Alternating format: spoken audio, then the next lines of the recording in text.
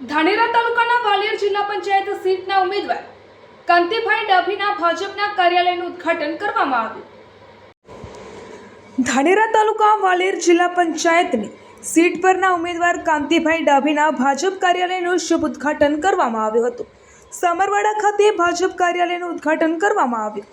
પૂર્વ ધારાસભ્ય મફતલાલ પુરોહિત સહિત રાજકીય આગેવાનો અને મોટી સંખ્યામાં કાર્યકર્તાઓની ઉપસ્થિતિમાં ભાજપ કાર્યાલયનું ઉદ્ઘાટન કરવામાં આવ્યું હતું। ભાજપના ઉમેદવાર કાંતિભાઈ ડાભીને વિજય બનાવવા તમામ આગેવાનોને વિનંતી કરી હતી અને ભાજપના ઉમેદવારે કામ કરવાની ખાતરી આપી હતી।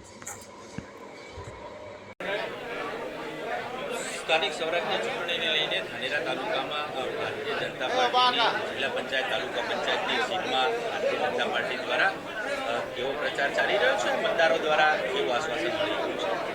પ્રચાર કાર્ય બહુ વ્યવસ્થિત થઈ રહ્યું છે। કાર્યાલયોના ઉદ્ઘાટન થઈ રહ્યા છે।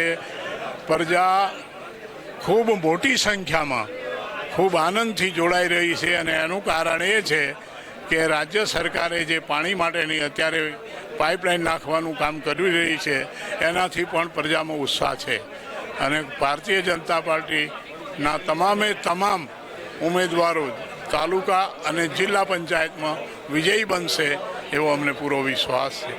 સાહેબ, આપે આપના ભાષણની અંદર કીધું કે ઉમેદવારો જોડાયા પછી મુદ્દા બતાડતા નથી ના, એ જ લઈને મતદારો જે હેરાન પરેશાન થતા હોય છે, આ વખતે કેવા મતદાર ઉમેદવારો છે અને શું વિકાસના આ વખતે ભારતીય જનતા પાર્ટીએ ઉમેદવારો સારા પાર્ટીના જૂના કાર્યકર્તા હતા એવા લોકોને ટિકિટ આપી છે અને સારા કાર્યકર્તા છે, સારું કામ કરે છે એવા સારા ઉમેદવારો છે એ જીતવાના છે।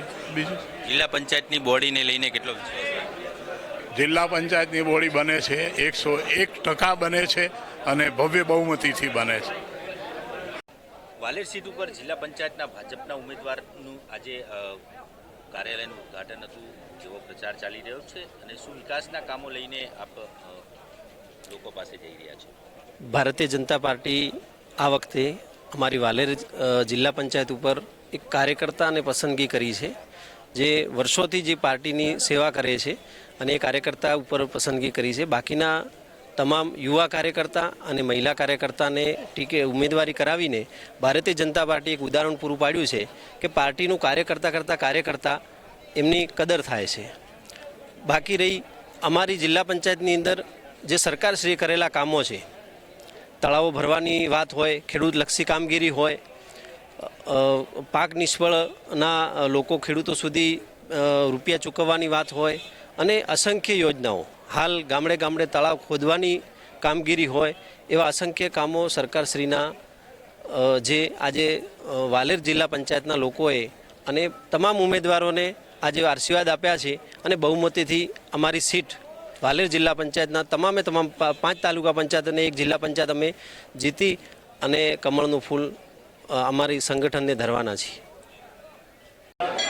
આજે સમરવાડા ખાતે વાલેર જિલ્લા પંચાયતની સીટને લઈને કાર્યાલયનું ઉદ્ઘાટન કર્યું છે, કેવા પ્રચારનો શ્રીગણેશ કરવામાં આવ્યો છે?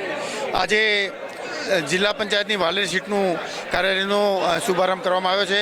લોકોમાં ખૂબ ઉત્સાહ છે અને જિલ્લા પંચાયતની સીટ અને તાલુકા પંચાયત નીચેની 5 સીટો ભારતીય જનતા પાર્ટીનું કમળ ખીલશે એવી અમને આશા છે અને લોકોની પણ ખૂબ ઉત્સાહ છે। શું કહેશો, જે વિકાસના કામથી મતદારો રૂધાઈ રહ્યા છે, જેને લઈને આ વખતે કયું પરિબળ કામ કરશે? વિકાસ તો કામ તો અત્યાર સુધીમાં ખૂબ જ થયો છે, વિકાસ ચાલુ છે અને મેઇન મુદ્દો પાણીનો આ ખેડૂતો માટે તો એના માટે આપણી ગુજરાત સરકાર માનનીય ભૂપેન્દ્રભાઈ પટેલ સાહેબ અને અમારા માનનીય મંત્રી શ્રી પ્રવીણભાઈ સાહેબે જે પાણીની યોજના લાવ્યા છે, તળાવો ભરવાની યોજના લાવ્યા છે, એનાથી ખેડૂતોને ખૂબ ફાયદો થવાનો છે, વિસ્તારને ખૂબ ફાયદો થવાનો છે અને પાણીના તળ ખૂબ ઊંચા આવવાના છે।